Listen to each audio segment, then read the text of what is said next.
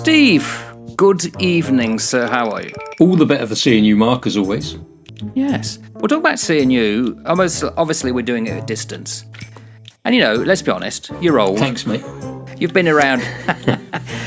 You are younger than me. You are old, you've been around a bit, and you effectively, you have your finger on the pulse of things.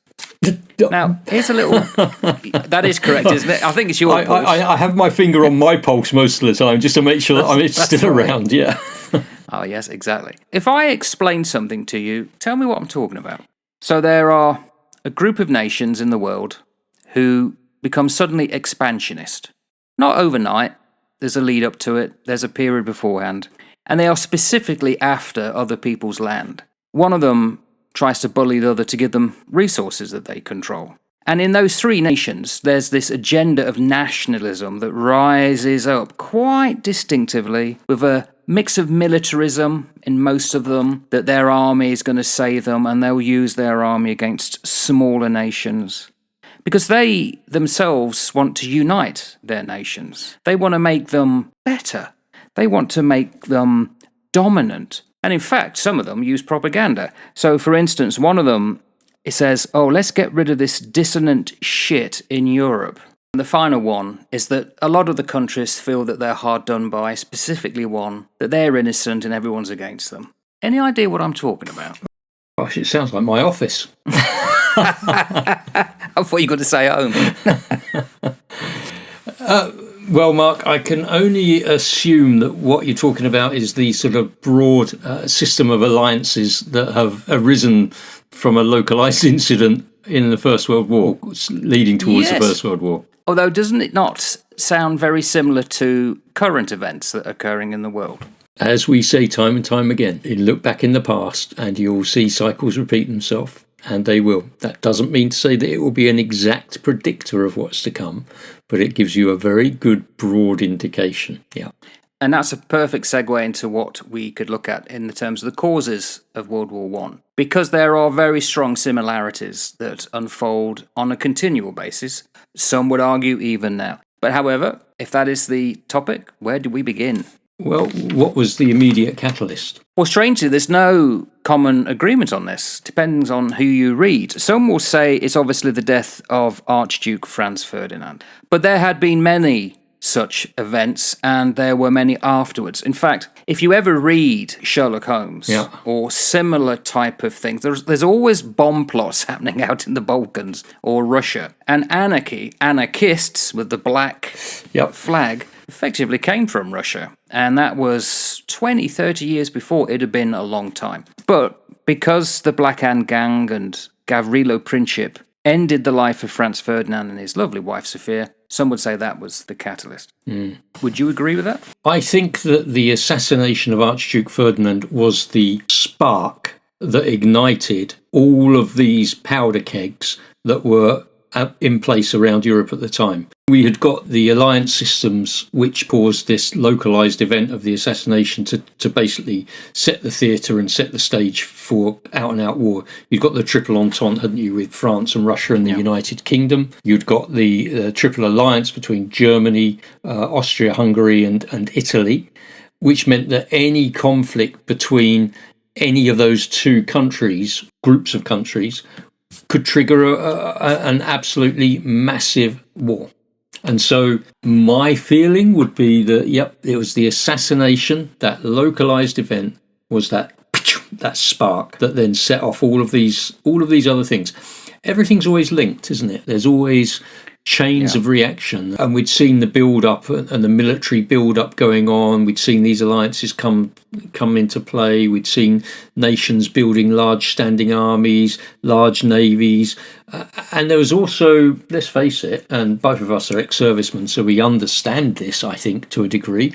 There is also that culture that sort of glorifies what war is and glorifies the position of the military and holds them up there and all the rest of it. And the more you elevate your own military and their prowess, the more you suspect the people on the other side of the fence as being dodgy and not quite what you are. So I think that there was all of this David Stevenson, who's a historian. He said that a self-reinforcing cycle of heightened military preparedness was an essential element in the conjuncture that led to disaster.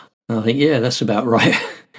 All of the stars aligned, and we know what happens then. It depends how far back you want to look also at the cause of this, because some of the roots can go back a long way. And certainly if you're looking at militarism, that is definitely one that stretches into the far past. Now, Britain, for instance, had this sense of pursuit of glory in the Napoleonic War, as all Napoleonic nations did. It was great to be militaristic. And in fact, the Prussian nation, which was at times allies of the British, effectively was an army with a state, whereas most states had an army. Yeah. They were the other way round, and the militarism was endemic in their mindset. It was almost like Sparta: you will fight first, and you will then reap glory. That had been going back a long time. And I think also it's probably worth thinking about the phrase we use, World War One, because at the time they didn't know it was going to be the First World War. That's something that's used in hindsight. If anything, they call it the Great War. But Churchill rightly pointed out that there are two wars before that could justifiably have been called the First Global War. One was the Napoleonic, because the Navy, which we proudly served in, although not in that era, took the war all around the world. And then there was the 7 Years' War, the 1750s, that was fought around the world. But for some reason, it's come down to as World War One. But it didn't spring out of nothing. There were long simmering problems and issues way before that, including, and this is my first point, it seemed at times that these nations wanted war. Yeah, well, everything sort of has been building up into that. And you've got to understand a little bit about all of the different pieces of the jigsaw that have been laid out onto the table. You just think about what was going on in the 19th century with the Great Game. The Great Game between, the Russian Empire and the British Empire, and how they were all looking to find different ways of sort of carving up, if you like, that whole area of what's now Afghanistan and Persia and Tibet and all of those areas. So you've got these two great colonial empires that have been mucking around and moving against each other and doing all sorts of weird and wacky things in the Great Game. And I appreciate that the Triple Entente included Russia and the UK, but you'd got all of these machinations going on. And, you talked about Sherlock Holmes, and I think things like the Great Game would play very well into that in terms of the way that things were operating, the spying, the mapping and cartography of various areas so that they could plan for invasions if they needed it. A whole range of fascinating stuff that went on in that period. But what it did was it really started to sow seeds of distrust, diplomatic intrigue, and also the supporting of regional wars to try and achieve military advantage. And we have seen that for all of our life with the great Western powers, who will cede and allow to flourish and support regional wars in far-flung places in order to get some sort of strategic, operational or tactical advantage for us. And this sort of thing goes on all the time. It does go on all the time, and certainly throughout history. And there was even a word for it, mercantilism, from the British perspective. The more places you could control abroad, the richer you were. And the Bank of England was all about lending money for ventures abroad. But then they needed protecting. And then, of course, Britain and France and Spain, because they had an Atlantic seaboard, they got there early, along with the Portuguese and, to some extent, the Belgians. Even the Russians, because they expanded out into Siberia, gained their own colonies and this vast amount of wealth and land. Poor old Germany, right in the middle, felt a little bit left out of it. So the imperialism is absolutely crucial to what caused this. Yep. This aggressive expansion and this almost looking at smaller nations of worthless apart from what we can get out of it. Germany tried to get into Africa and, effectively had quite a lot of land. In fact, if you go to Namibia, to this day, they still have fantastic German-style breweries, which is unusual when you come out the desert and you see some of those wonderful beers. But it came at a great cost, of course, because eventually the land ran out. So then what do you do? And for Germany, the only outlet was to go, along with Austria-Hungary, into the Balkans. And, of course, there was the Balkan crises leading up to World War One. And, the Balkan crisis itself was hugely problematic, wasn't it? Because when you look at coming into those sorts of states, there's this intense national pride, there's a desire for independence, because there's so many various ethnic groups within there.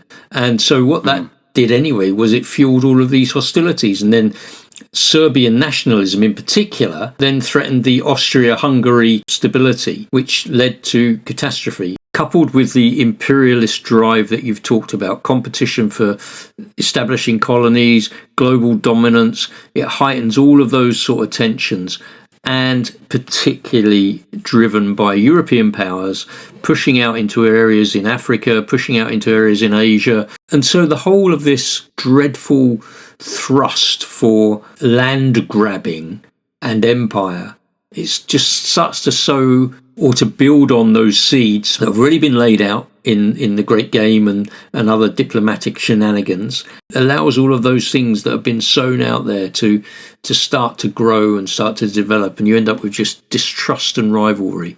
And I think, sadly, the way that we seem to be heading at the moment is very similar. There is a grabbing of stuff by the powers that currently be across the whole of the globe, not just putting a downer on the Western world or indeed on the Eastern, but I do think that there are some significant moves afoot. Well, interestingly, we know where the conflict at the moment is. It's in Ukraine, which is just slightly out of the Balkans area. And the interesting thing about the Balkans at this period was Slavophilism. Apart from the Ottoman-controlled areas, which were predominantly Muslim or forced to be Muslim, Bulgaria was unusual in this regard. It's that the Austro-Hungarian Empire, the key word is Austro, German, but the Habsburg ruling family who controlled Austria only ever got up to archdukes. To get legitimacy in the rest of Europe, they needed a monarchy, and that was the Kingdom of Hungary, which is why they effectively took over and became the dual monarchy. As soon as the Hungarians then were elevated to some kind of status, co-equal it was supposed to be, but it never was, other nations said, well, why can't we have the same? So part of Gavrilo Princip and the Black Hand was for a Serbian or a South Slav state. Now the key there is the word Slav, Slavophilism, because Slavs are a group of people, predominantly Christian, with a very long ethnic background, and of course who's the massive country that they have close links with? Russia. So Russia was very interested in what was happening in the Balkans, and of course Serbia turned to Russia and said, look, we need your help. So anything that Austria-Hungary did, it's going to get the attention of Russia. And what's changed? To your knowledge, did Serbia face towards Russia to seek their help as a result of the blank check assurance that Germany gave the Austro-Hungarian group? Because they did, didn't they? If I'm right there. The July crisis. So, but before that, Germany said, we've given you unconditional support, which was known as the blank check. And didn't that then embolden Austro-Hungary to take more aggressive actions against Serbia? Yes, and certainly they used that. So what happened was that there was the execution, so to speak, of the Archduke Franz Ferdinand, the hot days of July, because it started in August, the war. It was known as the Guns of August. And there was these fevered back and front. And this is another key. We've talked about Slavophilism, but we've also got to talk about Germany. So Austria was culture and language German. And of course, it was south of the predominant Germany, which had historically been the Holy Roman Empire. One of the major events that leads into the war, I think, is the Franco-Prussian War of 1870. So Prussia invaded France. They got to Paris and surrounded it, which is why the Commune was erected, the Communards. It was the first real, true communist-run government. But of course, it couldn't survive being surrounded by the Germans. So when it collapsed and Germany won the war, they proclaimed all these small, independent nations and kingdoms into one German unified state. And they actually proclaimed it at Versailles. That's rubbing it in, isn't it? And then they took away from France, Alsace and Lorraine, the two closest provinces to the Rhine, because the idea for Germany is there was two things that was in their mind. Well, three. One was to make Großdeutschland, the big Germany. Austria was Kleiner Deutschland, but they wanted them united. They wanted, because there was a common group, a common language, and they wanted the Rhine not to be a border, but to be a river within Germany, which is why they took those two provinces. Now, for France, that simmered up until World War One. In fact, if you went to Paris, there was a long line of, they were created like statues of each province of the French nation. And those that represented Alsace and Lorraine for almost, when was it, 30, 40 years, they were draped in black as a memorial to the lost provinces. So there was a sense of revenge from the French, a sense that we'd created a massive empire, the Germans, and they were militarily becoming the most powerful, and that required money, and it required a national effort that we can't underestimate. And the fact that Germany went from quite a low level in about 1870 to being the predominant force in Europe says a lot about where Germany was going. This militarism, this military. But Austria could count on the Germans. Absolutely. Yeah. And as you say, the Germans gave them a blank check. So when the July crisis occurred, the basis of the diplomacy was, yeah, go ahead, we'll back you up. Sorry, it took a long time to get there. No, that's right. And obviously then the inability to resolve all of those issues in that July crisis led to these incredible mobilizations of military power. Now, when Germany, you pointed out quite rightly that Germany came from quite an insignificant power base to an amazing power base. And we all know that the Germans, the Teutonic ability to manufacture is phenomenal. They are an incredible people, the German people. But this was primarily, if I'm right, their rise and their power, their desire for power was really seen, was it not, as an offset to Britain. It was really competing with Britain, wasn't it? In terms of economy and industry and competition. Britain and Germany were looking to both sort of outpace each other in arms, in production, in global markets and all of that sort of thing.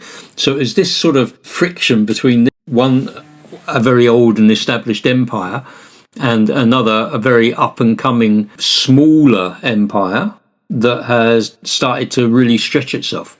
Is that right?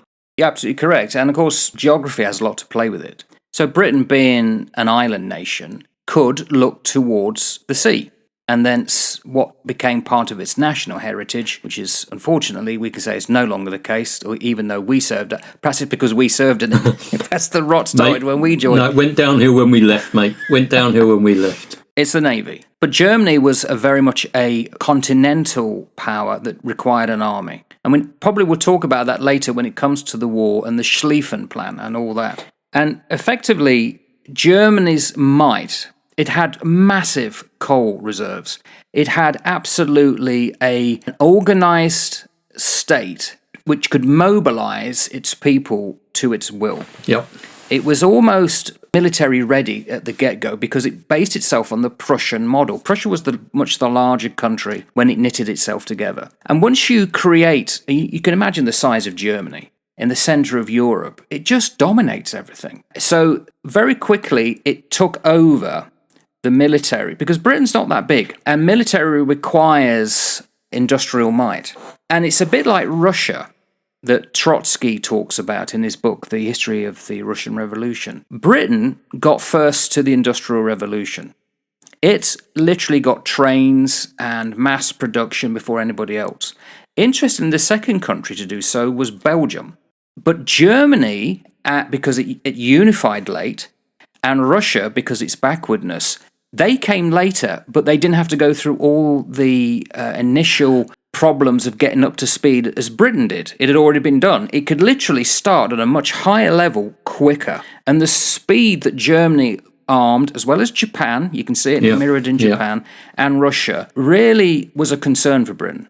Despite the fact there's a Germanic heritage, and secondly, Wilhelm was part of Queen Victoria's mass populating of royalty throughout Europe. Well, they're all cousins, weren't they? Yeah, they're all family, they're all connected. The royal houses of what was Germany and the Kaiser and all of that lot, they're all related to the British royal family. Yeah, it's very interesting the way that you see it all pan out and how you see these things all stem from a desire of people in power wanting to grab more. It's always driven by this spirit of economy, grabbing, taking. There is nothing in it which appeals to anything that I would say is of substance and worth having. Yeah. It's just not. One of the things we shouldn't underestimate as a cause is oligarchy. And Germany, especially with the Krupp's work, they were huge and they fed in so much money and revenue. They earned so much money because as soon as a nation like Germany decides to arm, and it was all to do with vanity, if the Kaiser suffered from anything because of his withered hand, he seemed to have a grudge and it felt himself he needed to prove himself in front of other kingdoms. So if other nations like Russia suddenly started going ahead, they had to do better. If Britain got more ships, well, we needed an IC fleet. And everything was done so the Leopard, which was a German cruiser, ended up going off Agadir in Morocco and caused the crisis because it's a bit like today, isn't it? So here in New Zealand, there's been a gnashing of teeth that suddenly 2 Chinese warships seem to be patrolling between Australia and New Zealand. Well, why shouldn't they? It's international waters. We do the same in return. But then it was similar. Oh, why are you putting this ship over here? This is supposed to be French-controlled and all that and blah, blah, blah. It was just constant provocation for vanity's sake, to say we're more powerful than you or we're keeping up with you. And that's the problem. Escalation that they then couldn't turn away from.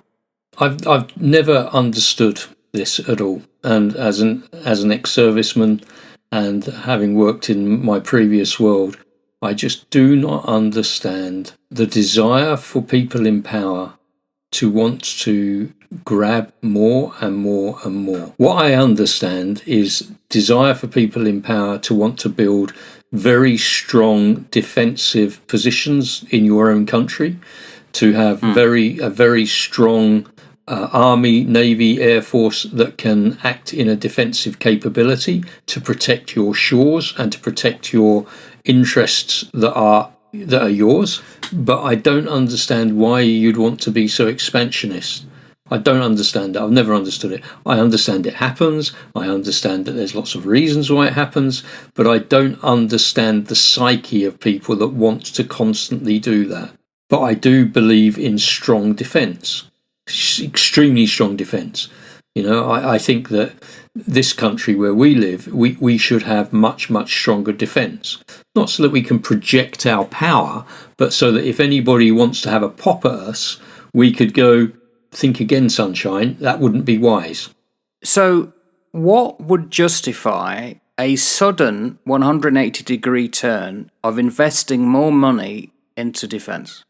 Well, a war would obviously, the more wars that you have, the more fear that you can engender, the more all of this that you can engender, then the more money that you can justify spending on defence. Hence, financial oligarchy. As soon as your wealth is based on armaments, you can very easily say to people in power, if you want a slice of this, then find us a war. If there's domestic problems, let's bomb ourselves out of this problem by creating fear.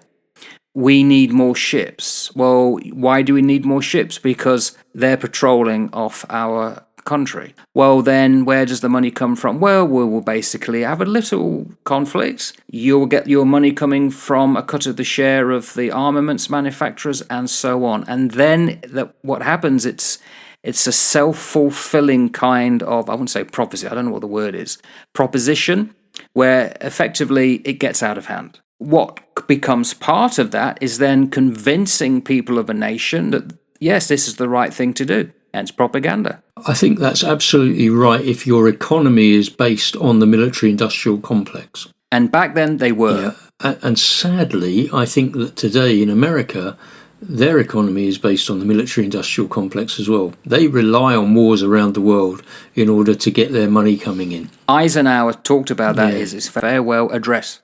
Beware the military-industrial complex. So I think there's a difference, I would see, whether there is in practical terms, I don't know, because I'm not well enough versed in this, but I think there is a significant difference in having an economy that is reliant upon a military-industrial complex and having a very strong defensive stance and posture within your own land, and having an economy that is diverse. as we've talked before, I really like nations. I like different cultures. I like to see differences. We're very fortunate. We've both travelled all around the globe. We've stepped off into all sorts of foreign ports, and we have sat and observed and engaged with different cultures. And you and I both, made the most of those things. We would always go on trips that would take you out, and so you could see these different things and get a taster of it. And I love the fact that this world is made up of a complete network and fabric of different hues and shades and shapes and ways of doing things. And I think that's great. That's fantastic. That's what we should be looking at. But we shouldn't be looking to impose our will into all of these different nations. We shouldn't be looking to land grab. We shouldn't be looking to do that. But what we should be looking to do is to trade. We should be looking to build relationships. We should be looking to actively encourage each other with where we can encourage each other, but recognizing that we're going to be different and we're not always going to align in everything. You said you never understand how nations, get themselves into these continual wars and crises. Is that correct? Yeah, well, that's good enough. I've never understood a couple of things, and it's about people. And we talked about this off air, that people generally seem to be in a bubble, and they either fall hook, line, and sinker for stuff they shouldn't, or they never question. They just blindly go on as though, well, as long as I'm getting a meal, this is a modern term now, yeah, I'll listen and just fall in line. And of course, as soon as you do that, because most people tend to switch themselves off, it's like, whatever. It's like Nietzsche says, power always attracts the wrong people. We've said this. How is it the worst people in society generally get promoted into high positions of political power, or at banks, the people you never see but control this and that, and therefore a nation? And it happens in every nation, every bloody decade throughout history. It really does. So everything that we see is absolutely... You could sort of stick this blueprint if we just think about the sort of things that we've talked about, right? We've talked about alliance systems that have been built between two opposing groups, this group and this group. The Triple Entente and the Triple Alliance. You've got a build-up of the military complex. You've got a rise of imperialism and competition and global dominance. So in modern parlance, it's not imperialism, but it is all about competition and global dominance, but not with the imperial tag on it. You've got a rise in nationalism, and you've got various ethnic groups who are really, really keen to hang on to their identity, which I agree with. You've got what we talked about as that blank check assurance, where you've got a very strong group offering unconditional support to another group as they suppress another group. Yeah. You've then got a crisis which then sees quite staggering diplomatic failures, coupled with an arms race to get more and more weapons, which adds to more and more military capability, adds to more and more suspicion of within other nations of the readiness for war, as you've talked about with China recently, and the ships that came down. You've got the industrial and economic competition, and you've got this overall failure of diplomacy. If you were to take any one of those points, lay it out, all you need is a spark, which in the First World War, I think, was the assassination of the Archduke Ferdinand, to set off all of those things. And we see these things being laid out today in so many. They have slightly different strap lines to them, slightly different tags to them, but they're very, very, very similar. And all we need is a spark. And like you said before, very rarely now does any nation or its intelligence networks ever allow a crisis to go unheralded or... Never waste a good crisis, mate. And that happened then. It could happen now. But there's also one very close parallel we need to be aware of. And it's not something I thought of. It's something that my wife... I actually talked to you about it. My wife mentioned it. We was out having a coffee. We looked at the newspapers, which I very rarely read. I just find them appallingly bad. And she said, what is it about the news? It's full of pictures of angry men. Now, you look at the people at the time of World War I. It was full of men, often aggrieved, angry. And what happens because of testosterone, and this is what I fear now the parallel is going to be today. It's like von Clausewitz said, that war is diplomacy by any other means. And we seem to be edging towards a period where it seems to be the only acceptable means now. And it's like, oh, come on. And we never seem to learn. We put in people who talk openly often before they get elected that this is what they're going to do. But people think, no, he won't do that blah, blah, blah. Well, so it's too comfortable in parallels, I think, current situation with 1914. And I think maybe we have moved far enough away from the horrors of the First and Second World War for statespeople today to not remember just how horrible those things are, and therefore we don't want to be leading us into them again, ever. I think there is a huge responsibility on our politicians to keep the peace. Most of us, you, me, my family, your family, all we want to do is have a decent wage, have a nice life, enjoy what we've got, enjoy where we live, see our families get raised, and we don't want to be having to duck into air raid shelters. We don't want to live in the sort of crap that some poor people are living in around the globe, whether it's in the Ukraine, whether it's in Russia, whether it's in Palestine, whether it's in Israel, whether it's in countries in Africa that are constantly fighting. Most people would go, oh, give us a flipping break, will you? Let's just live a life. Do you remember how bad it was during COVID? Yes, I do. I mean, be honest.